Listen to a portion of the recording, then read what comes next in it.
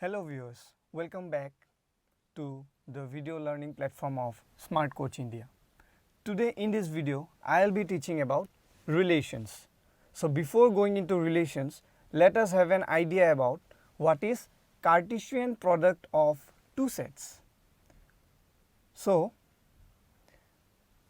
the Cartesian product means it is a set of ordered pair where the first element belongs to the first set and the second element belongs to the second set.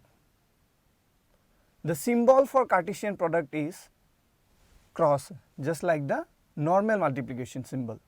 Suppose, for example, let me take two sets. Set A is equal to 1, 2, 3 and another set B is equal to x, y. Now, I want the Cartesian product of these two sets A and B. Then the Cartesian product, as I said, the symbol is cross. So, it will be the set of what? Ordered pairs. So, what kind of ordered pairs? In this way. The first element from the first set and the second element from the second set. So, likewise, I can fill up all the remaining ordered pairs 1 x, 1 y, 2 x, 2 y, then 3 x, 3 y. So, these are the possible ordered pairs. So, how many are there? 1, 2, 3, 4, 5, 6 ordered pairs. That means, if I ask what is the cardinal number of the Cartesian product of two sets, then your answer will be, therefore, cardinal number of the cross product of two sets will be equal to the product of the number of elements in the first set into the number of elements in the second set. So, if I apply this formula, in the set A there are 3 elements and in the set B there are 2 elements. So, 3 into 2 will be equal to total 6 elements, that means there are 6 possible ordered pairs. And if my question would be, what are the number of subsets that are possible in this Cartesian product, then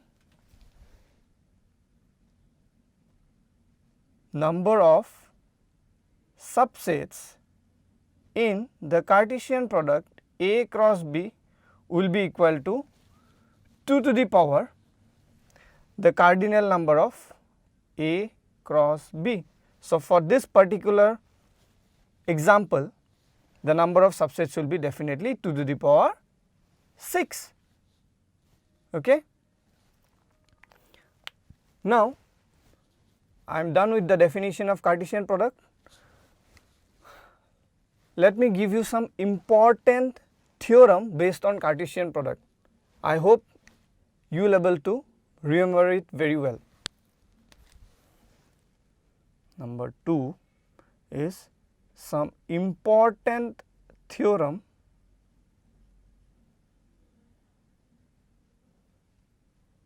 on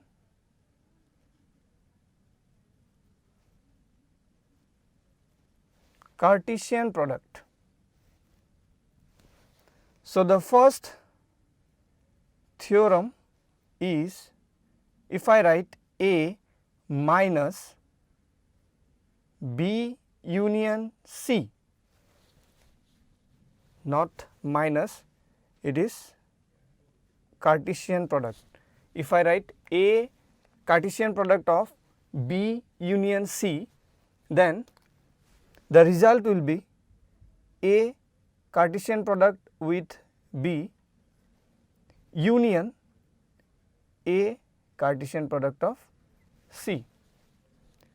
For your sake of remembering, you can think that A is distributed to both B and C separately, putting the sign in between B and C between the two operations. Okay.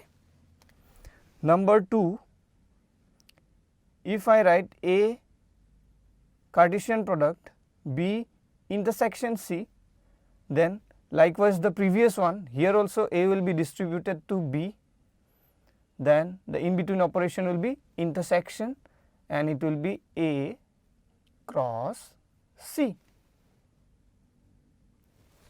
The third theorem will be based on A cross B difference C, then your result will be A cross B difference A cross C. So, what I have done in all the theorems, I have just distributed A to both the second and third set along with the in between operation between the two sub operations. Okay. Now, this was the theorem. Now, let us move to the main topic, that is relation. So, what is a relation? Let me define it. It is number 3, relation.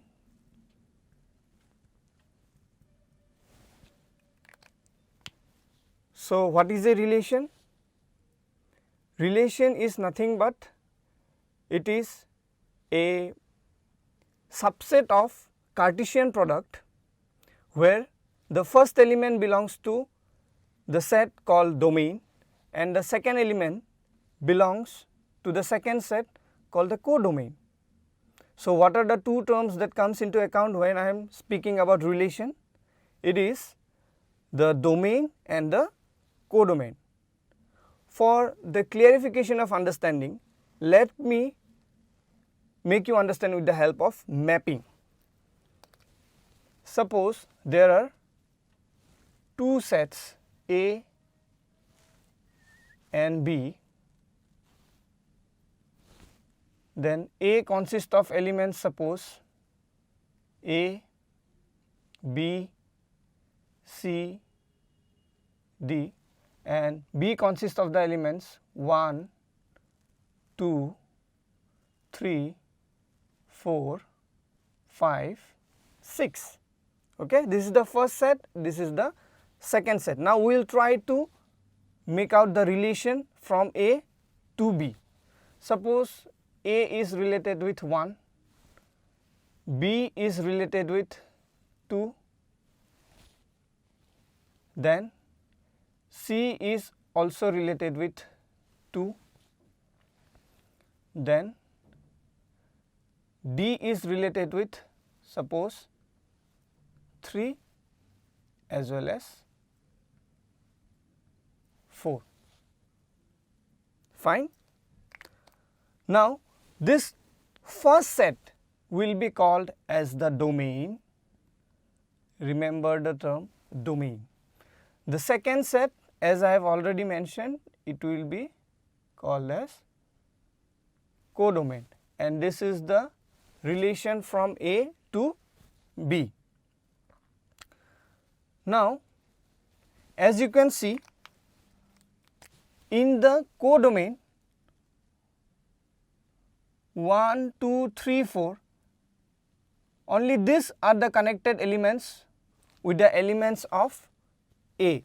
So, this set of connected elements will be called as range, R-A-N-G-E, range, and each of the elements in the range are said to be image, and the corresponding element whose image it is said to be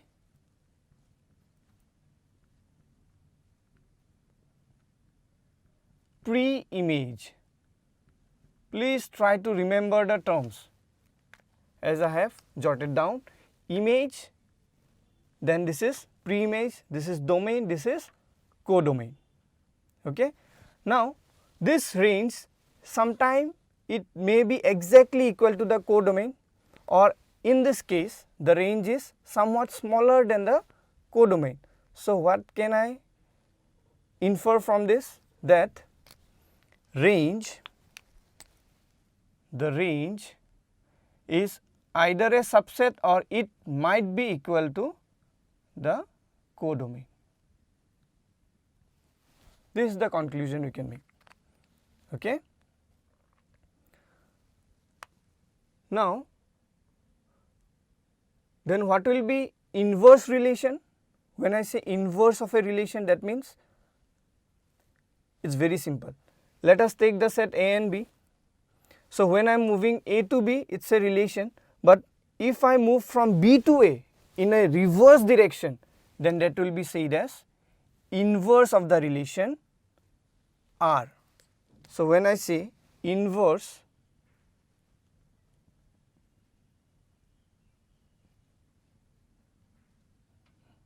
of relation, then if R is the relation from A to B, then the inverse relation will be from B to A. That means in inverse relation, whatever was the domain will become the range, and whatever was the range will become the domain. It is very simple, just turn it over. Clear? Yeah. So, let us do a very simple question based on range, domain and range of a relation. Suppose I give you one question. Question is, let R be a relation defined on n. N means the set of natural number as R equal to the ordered pair x comma y such that y is equal to 3x minus 1, where x is less than equal to 5 and both x and y belongs to the set of natural number. This symbol means belongs to, remember it. Okay. Now, if I solve this equation here, y is equal to 3x minus 1. So, as x belongs to natural number, the values of x I can take is 1, 2, 3, 4 till 5. So, if I keep on putting the values of x one after another, then what are the corresponding values of y I am going to get? So, if I put the values of x as 1, 2, 3, 4 and 5, let us check what are the corresponding values of y we are going to get. So, I will try to fulfill all the ordered pairs for the relation R. So, when I take x as 1, you can see 3 into 1, 3, 3 minus 1 will be 2. So, similarly, if I take x as 2, I will get 5. If I take 3, then I will get 8. If I take 4, then I will get 11. And if I take the last value, that is 5, then 5 3s are 15, 15 minus 1 will be 14. So, these are the possible ordered pairs. But my question was, what is the domain and range of this relation R? So, your answer will be, therefore, domain will be the set of all the first elements, that means 1, 2, 3, 4 and 5.